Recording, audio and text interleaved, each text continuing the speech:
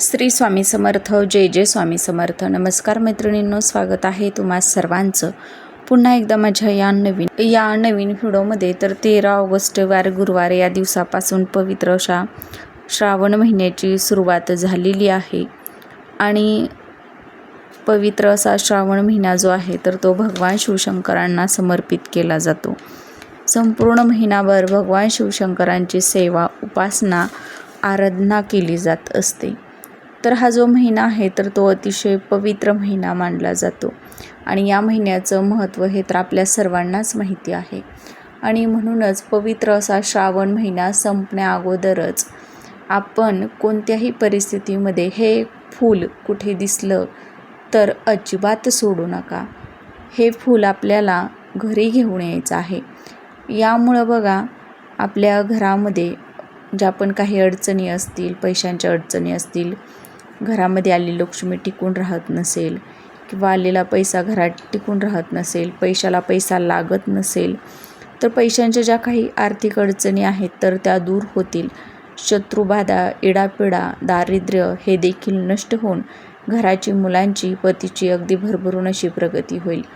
असा हा एक उपाय आपण श्रावण महिना संपण्यापूर्वीच आपल्या घरामध्ये करायचा आहे. तर हे कोणतं फूल आहे, कोणत्या वेळेमध्ये आपल्याला घरी आणायचं आहे, याची संपूर्ण माहिती आपण पुढे व्हिडिओमध्ये पाहणार आहे. व्हिडिओ अगदी छोटासा असणार आहे, त्यामुळे तुम्ही हा शेवटपर्यंत पाहायचा आहे. त्यामुळे तुम्हाला याची योग्य ती माहिती मिळून जाणार आहे. तर बघा, या श्रावण महिना संपण्यापूर्वीच कोणत्याही दिवशी तुम्ही हे फूल जर तुम्हाला दिसलं तर तुमच्या घरी घेऊन येऊ शकता.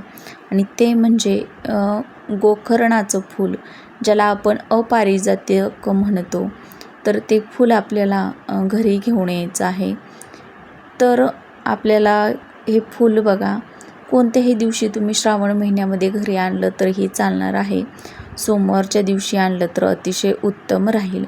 आता बघा, आपल्या हिंदू धर्मामध्ये किंवा शास्त्रामध्ये काही जी झाडं आहेत तर ती झाडं जी आहेत तर ती खूप पवित्र आणि त्या झाडांमध्ये देवी देवतांचा वास असतो असं म्हटलं जातं, अशी मान्यता आहे. आणि म्हणूनच त्यातील एक जे झाड आहे ते म्हणजे गोकर्णाचं झाड, म्हणजेच गोकर्णाचं फूल जे आहे तर ते आपल्याला घरी घेऊन यायचं आहे. आता बघा, खूप वेगवेगळ्या रंगाचे जे गोकर्णाचे फूल आहेत तर ते पाहायला मिळतात. पण आपण निळ्या रंगाचं, जसं तुम्हाला स्क्रीनवरती पाहायला मिळत आहे, तर तसं गोकर्णाचं फूल घरी घेऊन यायचं आहे.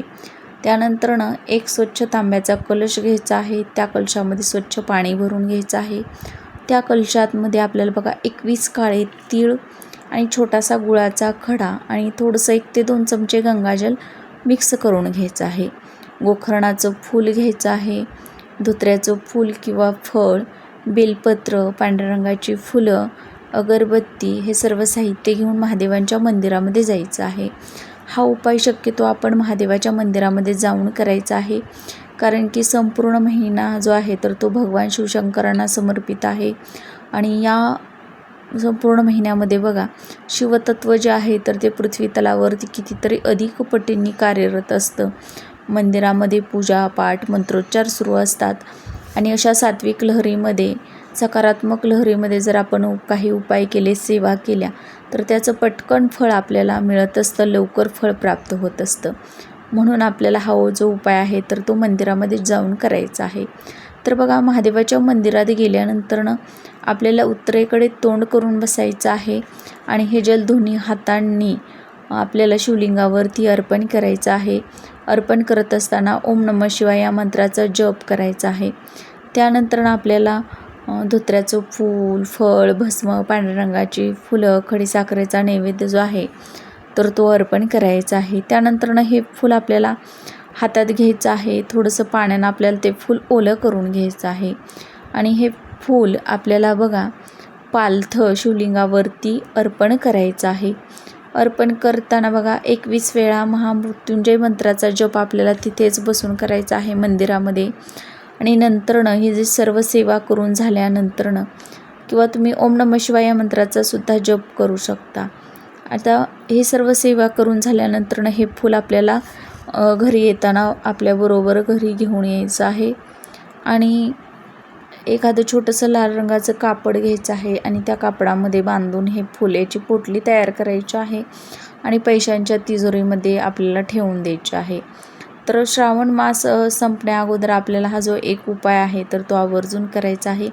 यामुळे आपल्यावरती कुबेर देवांचा आशीर्वाद राहतो, माता लक्ष्मीचा आशीर्वाद राहतो आणि हे जे फूल आहे तर ते भगवान शिवशंकरांना अत्यंत प्रिय आहे. त्यामुळं हे फूल आपल्याला अशा पद्धतीनं घरी घेऊन यायचं आहे आणि ते पैशांच्या तिजोरीमध्ये आपल्याला ठेवून द्यायचं आहे. यामुळं आपल्या सर्व आर्थिक अडचणी हळूहळू कमी व्हायला लागतील. आपल्या घरामध्ये शत्रुत्रास असेल, शत्रुबाधा असेल किंवा इतर काही अडचणी असतील तर त्या सर्व दूर होऊन आपल्या घराची भरभरून अशी प्रगती होत राहील.